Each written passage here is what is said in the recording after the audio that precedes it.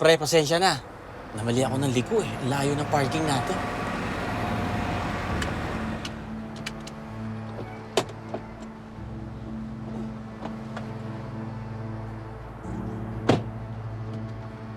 Nag-aasikaso pa naman ng bagahe yun eh. Sakto lang yun. Pagdating natin doon, nasa gate na yun.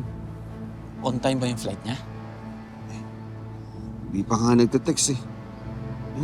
Puntahan na natin, tara. Tara.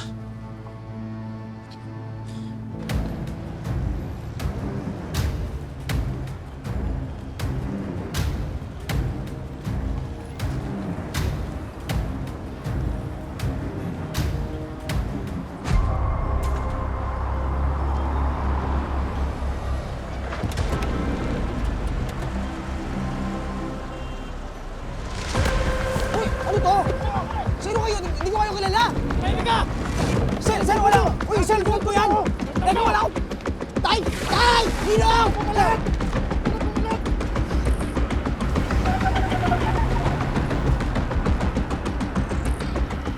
Wala akong pera! Bakit ba ako yung kinukuha nyo? Patahimikin niyo na yan ang ingay! Kailan ko yung boses mo? Ah! Ang galing! Tay! Tulong! Tulong! Tulong! Salamat, sir.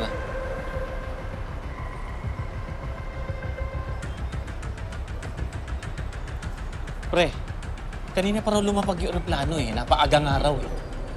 Eh bakit wala pa si Jeffrey? Yun ang sabi sa loob eh. Baka nagka-aberya lang. Hintayin pa natin.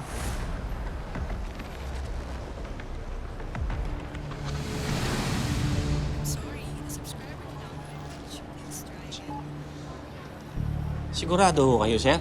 Ito ho yung flight details, oh. Oo, sir. Mag-isang oras na nakalapag yung aeroplano. Isang oras na? Opo. Nakalapag tong aeroplano na to? Opo.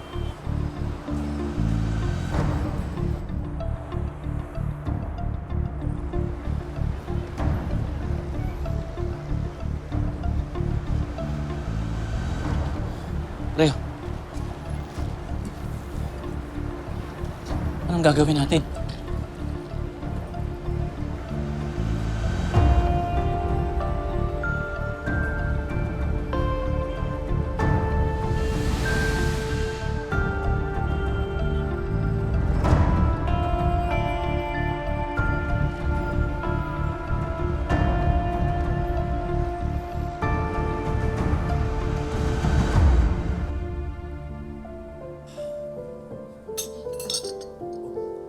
Hindi ba talaga sila dumating?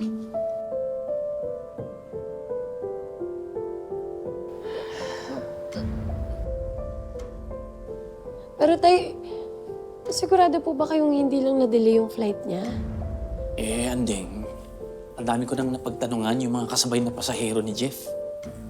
Ano kaya kung tawagan natin si Daisy Tetay? Tito, wala po kaming Australian numbers nila. Tsaka po, di ba si Kuya lang yung tinawagan nila nung Pasko? Dapat po pala hiningi natin. Ito, nag-check ako sa Friendsbook. Active na ulit yung profile ni Daisy at Tetay. Si Jeff nag-text. Anong sabi? Sorry, hindi ako natuloy umuwi. May emergency lang. Teka, tawagan ko.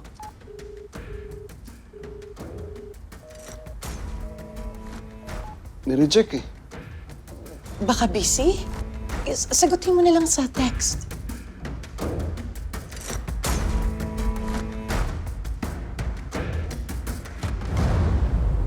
Tawan niyo ako!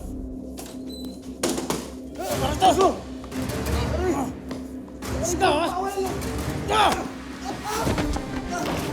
Sige, ha?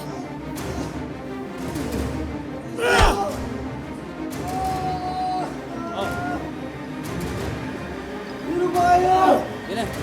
Bilis! Aray! Aray! Aray ko! Tawa niyo! Ay! Tapos Tapos na, di ba? Tulong! Tulong kayo! Sayang yung lakas mo, mapapagod ka lang.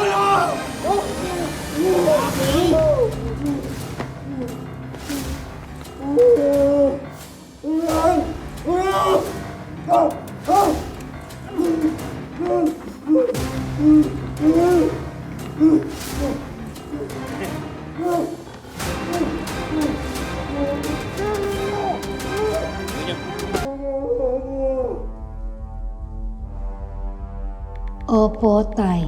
Busy lang, kaya hindi ko masagot. Tawagan ko na lang po kayo. Yes, Manuel.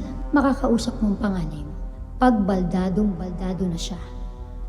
At magmamakaawang patayin na lang kesa patuloy na pahirapan. Tayo nyo! Umayugas! Ano ba?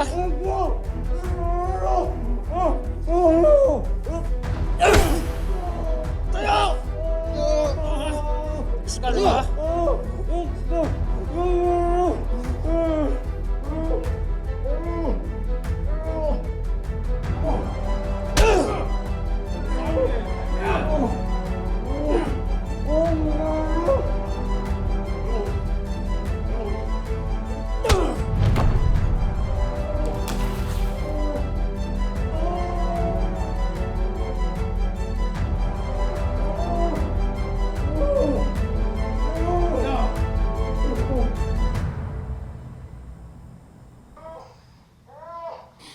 Thank you for giving me his flight details.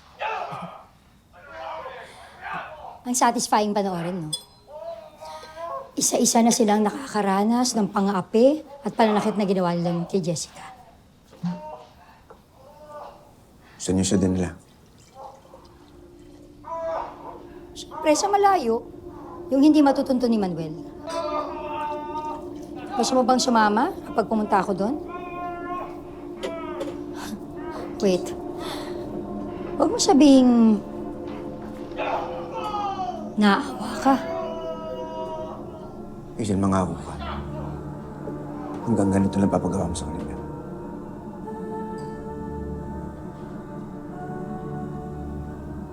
Mangako ka.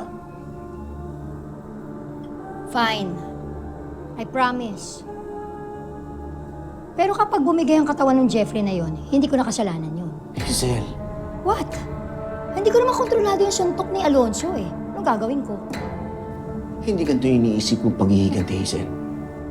Akala ko, sisirain lang natin ang pamilya ni Manuel. Why are you suddenly willing to kill them? Hindi rin naman yun ang intention ko eh. Pero kung may mamamatay along the way, so be it. Bakit? Naduduwag ka na ba? Naduduwag ka nga? Pero, ba't di na ako nagulat? Kung sa bagay, nung pa naman, naduwag ka na sa responsibilidad mo kay Jessica, di ba?